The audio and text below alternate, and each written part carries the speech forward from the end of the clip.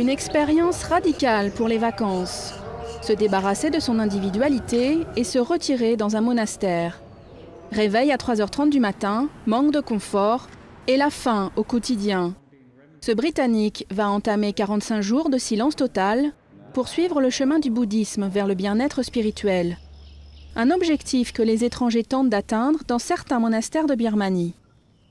Quand vous commencez, c'est un peu comme courir droit dans un mur de briques. Vous avez du mal à vous calmer, votre esprit a du mal à s'apaiser, et le nouvel environnement, les vêtements différents, la nourriture différente.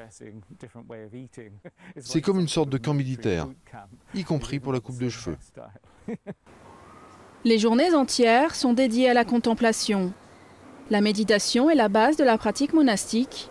Essayer de libérer son esprit des soucis du quotidien afin d'atteindre le nirvana. Une quête qui fait mouche dans un pays bouleversé par les réformes.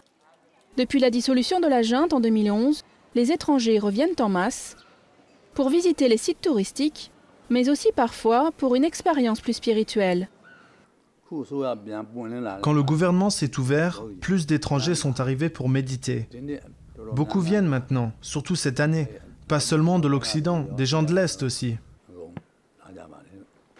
Devenir moine, au moins pour un temps, est un parcours classique pour les habitants de ce pays bouddhiste, réputé particulièrement pratiquant. Un atout qui a séduit ce Japonais, décidé à tenter l'aventure monastique en Birmanie, où selon lui, les enseignements du Bouddha sont les mieux respectés.